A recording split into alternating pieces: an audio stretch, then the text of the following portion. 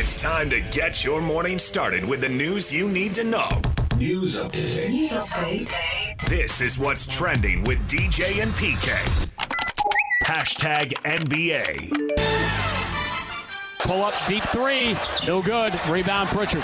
Final 5 seconds. Pritchard has been here before. Race across half court, 35-footer, and he drills it. Rebound, Drew Holiday. Boston by 17. On the ball here early in the fourth. Jalen, pull up, three in the air, 20-point lead. Shea down the lane, blows by Irving. Lays it up on Garrett Jones and scores it with a right-hand reverse. He is spectacular and has 29 in game one. Working the dribble on Doncic, left to right across the lane to the trailing Holmgren. Down the lane, big two-hand rim-rocking slam. The crowd erupts. And Oklahoma City dominates Dallas. They win 117-95. Game one to the Thunder, who are now a perfect 5-0 in the playoffs. They did it all, PK. They outshot them. They out-rebounded them. They had fewer turnovers. It was complete dominance across the board. Absolutely. And the other game was just as big a blowout. Celtics, actually 3 points bigger. Celtics by 25, 120-95. They won every quarter. Remember, lost the first quarter, but won the next three? Yeah, well. Boston won every quarter. Jaylen Brown 32 in the blowout victory. Celtics have 1-0 on the Cavs. Tonight, Pacers-Knicks, Game 2, 6 o'clock on TNT. Rudy Gobert is the NBA's Defensive Player of the Year for a record-tying fourth time. 1-3 with the Jazz. Now he has one in Minnesota. And Victor Wembanyama says, give it to him now because he's not getting it again. He said that? Or are you just making that up? No, I read that he said that. Okay, that's hence why I asked. Yep. You didn't answer me the first time, so I had to throw in a second question. Denver Nuggets star Jamal Murray fined $100,000 for throwing a heat pack on the court during the loss to the Timberwolves. He avoids being suspended for Game 3 of the series. If they weren't down 0-2 in Game 3 of a series and the defending champs, and he's a star player, wouldn't anybody else have been suspended for that? I don't know, because has there been any precedent to that? Has there any rule on that? You know, if you go out on the court during a scuffle, you're automatically suspended. You know, and they made that dumb decision years ago with Phoenix and San Antonio where Boris Diaw and Mar Stoudemire took like a half a step and they suspended them. And that seems to be awfully tight in a playoff game that basically gifted the San Antonio Spurs a championship. And here, has anything ever been done to where there's any form of precedent that they can make a rule? If you do that again, which is what they did when they threw guys out for coming off the bench, and I don't know that there has ever been one. I cannot recall anybody doing anything like that, so I can't say, well, if this, that, whatever it might be, you would have done this or that. I don't know, because before there was the precedent and they made the rule, I don't know that there was any precedent on this. I don't think there was a precedent. I haven't heard of it or remembered it, and I think if it was, somebody would have thrown it out there and you or I would have read about it by now. So I don't think there is a precedent. I think the combination of if a fan throws something in the arena, or throw something on the floor, they get kicked out of the arena. Possibly they get banned, but certainly they get kicked out of the game. I don't think they would have banned Murray for life. Good call. And the players who go on the court, it's a player safety thing. I thought he got off easy. But it's 0-2, and if you kick him out of the next game, then it's 0-3, and the series is over. And if there's no precedent and it swings the series like that, I get why they didn't do it. It's not surprising, but his presence hasn't made a lick of a difference. He's shooting the ball terribly right now. Yeah. DJ and PK. Hashtag college basketball. Transfer portal news. Utah adds former Wake Forest big man Zach Keller, former Baylor guard Myro Little. They previously had added Mason Madsen. Here they come. Is Zach Keller a big skinny white kid? He is.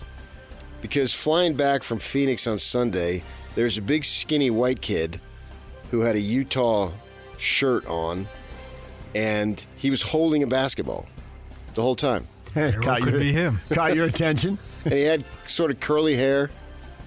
Yeah, this guy's got to be something. Why is he going there?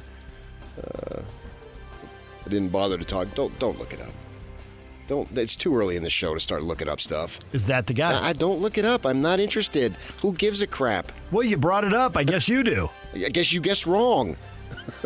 I'm not looking, so you can shove it in my face. I'm not looking. Who cares if he was on that plane? The guy who brought it up. You can believe whatever you want. You're free to. I can't convince you of truth. BYU signee Isaac Davis released from his national letter of intent this week. According to his father, he'll be signing with the Utah State Aggies. 3-star prospect out of Idaho Falls. Well, isn't there like 4,700 five-star guys that the Cougars are closing in on now that they got KY? Sure, why not? Well, that's what I keep hearing. I mean, it's a tough decision. Enter my name in the NBA draft or go to BYU.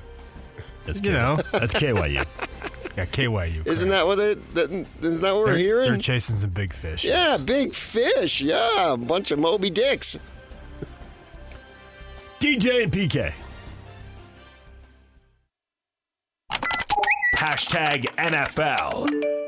I totally think Dak can lead us to a championship. He does everything the right way. Certainly the leader of this football team. He keeps, everybody motivated in the off season. He's got everybody working out and doing all the things that it takes to put in the work to give yourself every opportunity to win a championship. It just so happens that, sometimes that old oblong football doesn't bounce your way.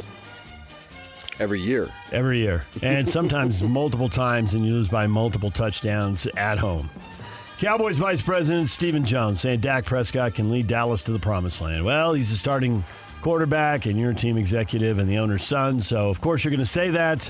But they haven't given him a contract extension. If they're so sure he's awesome, why would they be faced with the possibility of letting him leave in a year? Certainly, Kansas City's locking up a guy they know can win Super Bowls. Where's he going to go? Anywhere to half the league that, he's better than their current quarterback. Is he? Yes, I think he's better than the teams that are looking for a quarterback, which is, I think, 10 to 15 in the league at any time. It's like, what's his face, leaving Minnesota for Atlanta. Cousins. Yeah, Cousins. Better than the other options Atlanta had. Is Cousins going to win a Super Bowl? No, he's not going to, but it was an upgrade, so Atlanta went for it. Kansas City Chiefs wide receiver Rashee Rice is a suspect in an alleged assault that injured a man at a Dallas nightclub earlier this week. Police confirmed with the Dallas Morning News. This alleged assault occurred early Monday morning. The man was taken to the hospital with non-life-threatening injuries, including swelling on one side of his face. Rice previously was involved in a chain reaction car crash he caused. He's facing charges for that. He's already likely to be suspended for the car crash, and this could add to the length of the suspension. The Chiefs not counting on Rashee Rice for a while. DJ and PK. #college football. Used to be odd when a quarterback played at 3 different schools. Now it's normal. Former Washington quarterback Sam Huard announced his transfer to Utah last season. He was at Cal Poly. He was a backup for 2 years at Washington. Last year in San Luis Obispo, 2,200 yards, 18 touchdowns, 10 picks. I think he only played 8 games. He's from the Huard family line of, I think he's Damon's son, not Brock, so he's Brock's nephew. Correct. Those guys played. Both of them get some NFL time? They both did, yes. Yeah, and so he was a big 5-star out of the Washington area, but Penix said, you can take your stars and you know what you can do with them. And so he was going to lose the competition, so he got out. I mean, it was clear that Utah was going to get a quarterback. I mean, Kyle just said it, and we asked Andy Ludwig, and he said if the coach wants to get himself a quarterback, he's going to get himself a quarterback because they didn't have anybody with any experience. None. Zero. Behind Rising. Literally nothing. Not the Chris Stapleton guy. He wasn't going to do it. The walk-on kid. That doesn't really count. So they really had no choice. And I'm not sure either of those kids will ever be a starter. I'm not sure Sam Huard will be either. But they needed one who had some kind of experience to a degree at least. So I didn't know it was going to be him, but I felt all along that it was going to be somebody. They simply had to do it. You could not go into the season with only one quarterback who has a history of injury, being the only guy who's ever stepped foot on the field, scholarship-wise, to throw a pass or take a snap and give a handoff. It was simply a must. Remember you giggling when Andy said that? The head coach wants to get a quarterback. We'll go get a quarterback. You're over there smirking. But it was just guaranteed that they were going to get someone. It's not to say they don't necessarily trust the other two either, but they literally haven't taken a snap. And they played 3 quarterbacks last year. Can't count on Cam making it through the season. There'll be something along the way, so make sure you have some experience. Now, if either one of these guys can beat him out, well, that's an option. But you better have an option with some experience. And now they do. Yeah, and then he gets an opportunity to have a senior season if he's good enough.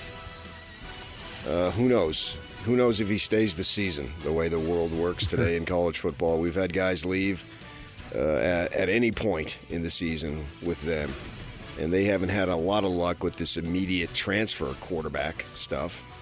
They had some luck with transfer quarterbacks, but not the immediate transfer, and we'll see. And then you said, did anybody see this coming with the loner kid? Didn't you listen to Freddie? He said that's what they were going to do without saying his name. I didn't know it'd be him. He said that other people were coming. Well, one in particular. I didn't know it'd be Loner. Yeah, it was going to be an odd case. I was talking yesterday that I'd heard about that and heard that might be a possibility. And then with all the news going on, totally forgot about it. DJ and PK.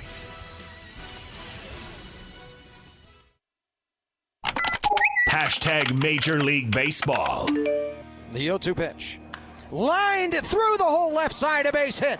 Rounding third and coming home is Elliott Soto. He's going to come in to score. Dozier heading for second, head first slide, and he's going to be out. But it's a record-setting moment for Hunter Dozier, the most runs batted in a game in franchise history. That is 9. The 0-2 pitch. Swung on, hit high in the air, right field. Did he get it? Back at the wall is Springer, and he jumps, and he can't get it. It is gone. Bryce Harper with a grand slam. The pitch. Swung on, high drive, left field. Oh, baby. That is way up there and gone on the third deck. A grand slam for Cal Raleigh. A 4-spot. The Mariners have a 6-4 lead. His first career grand slam. Max swings, hits a drive to left. Going back after it is Gordon. It's gone. A grand slam for Max Muncy. Max Muncy with a grand slam. The Dodgers with another win. They beat the Marlins 8-2. The Dodgers are now 13-2 in their last 15 games. They had a little stretch of mediocrity there, but they're back to being awesome now. They do not have the best record in the National League. The Philadelphia Phillies have that. They have the best record in all of baseball. You heard Bryce Harper with a grand slam, 3 straight games with a homer for him. Phillies 10-1 over the Jays. We were talking earlier about the Phillies, Braves, and Dodgers. Look like they've already punched playoff tickets. You can count on them. You care to rank them 1, 2, 3, or it doesn't matter? Just who pitches well on a given day in October. Oh, we saw, yeah. The 84-win Diamondbacks. Bang! A little jealousy there. Yes, 100%. I'll sign off on that. I know, at your age, you're jealous of a bunch of guys running around playing baseball. I'll never understand that. So, that already answers your question. Yankees win again. They hammer the Astros 10-3. Justin Verlander picks up his first loss on the season. Yankees and Orioles slugging it out at the top of the AL East, and the Astros scuffling along with the Angels at the bottom of the AL West. Also, you heard Hunter Dozier in there. 9 ribbies in a game. You ever anybody do that in a high school game? You don't see that at this level. Maybe in high school where one guy's way better than everybody else. Or you see somebody tear it up like that. Yeah, I don't know that he's way better than everybody else. I think he had a day. Right. And then the pros, that would be what it comes down to. You just don't see that happen very often. Even guys who are way better than everybody else don't have 9 ribbies, but you might see it at a lower level. Same 2 teams today. Listen to it on the Zones app. It'll be streaming. Bees and River Cats. DJ and PK. Getting it back out for a shot. It's blocked. Zivanejad towards the net. Knocked down. Trocheck scores! He scores! Vincent Trocheck wins game 2 in double overtime. Finally, he clears Miles Wood in space. He's got some speed. Wood towards the net. He scores! Reach for the sky! The comeback is complete. Miles Wood, and they take game 1 by a final of 4-3. NHL. Colorado was down 3-0 after the first period. 2 in the second, 1 in the third. They get the OT goal. They come all the way back to beat the Dallas Stars. And what's better than overtime playoff hockey? Double overtime playoff hockey. Rangers beat Carolina 4-3. New York's up 2-0 in that series. And they had the NHL draft lottery, and Utah stays right at number 6. Now, that's where they sit for now. Bill Armstrong, the general manager, says they got 13 picks in a 7-round draft. They could be packaging some of those and trying to move up. So we'll see if they actually draft 6th. But I like that he said, I asked him a question. I've always believed that. You always draft best player available. You don't worry about whether you're a little short of this position or that position. That's what you do in later rounds. But at the top, you draft best player available. If he's that good, you can trade him for some supreme talent that you need at a particular spot on your roster. So I was glad Clark Kent said that. Absolutely, man. And I was also glad that he came on the Zoom and did it. I wonder if the Jazz will do that after their lottery selection on Sunday night. So tonight we'll find out if the Jazz are moving up or moving back or staying right at number 8. And Utah had the 6th best odds. Utah stays right at number 6 in the NHL draft. DJ and PK. Hashtag RSL. We've done a great job. This is what wins. If you can stop teams getting good chances, if your rest defense is high level, you have a chance to be in every game. And it takes the team. It's not just the guys in the back. It's the guys in the middle that make, that clog holes. It's the guys up front that make the play predictable. And as a collective, that's got to be our staple, whilst being exciting, entertaining, and being productive on the attacking end as well. RSL head coach Pablo Mastroeni, the team has on a 3-game winning streak, unbeaten in their last 7, and not so coincidentally, 3 shutouts in their last 4 games. They've given up just a single goal. He's loving that defense. Tonight, they open play in the U.S. Open Cup. It's the round of 32. They're in Albuquerque playing New Mexico United at 7 o'clock. Pre-match show starts at 6 here on The Zone. The Royals will be on 1280 The Zone. They're in San Diego, and RSL is in Albuquerque, and you'll hear them on 97.5 The Zone. So how much do they care about this Open Cup relative to the MLS season? Relative to the MLS season, they care about the MLS season more, but they say they want to win trophies. I think they want to be in the Champions Cup, playing top teams in Mexico. You can say whatever you want. What do you do as far as lineups? You're going to play your best players in the MLS match. On Saturday, you're going to have, I think it'll be a mix of about half guys who don't usually start and half guys who usually do start. And some of the positions they're trying to give the 19-year-old goalkeeper more starts, so he'll probably start in the Open Cup. He did last year, Gavin Beavers. But if you're taking minutes off Chicho's legs, you're taking them off his legs in this game tonight rather than the MLS game. So I'm not interested in some cliche, we want to win, you play to win the game, blah, blah, blah. I'm not going to buy into that. Some of the starters are going to play. You're trying to get by with a half lineup essentially here. Well, that's what they're telling me. They can tell me whatever they want, but show me what you're going to do. I'm not going to buy it. You do, but I won't. And it's clear that this is second rate compared to the other stuff, which is fine. I think Luna and Ojeda will start. I think that Chicho will not. Coming up, Ryan Abraham, publisher of USCFootball.com at 8 o'clock. David Viveros, championship director of the PGA Tour and LPGA Tour events at Black Desert Resort, will join us at 8:30. It's a Win Tickets Wednesday. We got tickets to see Neil Young at the Utah First Credit Union Amphitheater. We'll give those away later this morning. That's all coming up. The question of the day is next, right here on The Zone.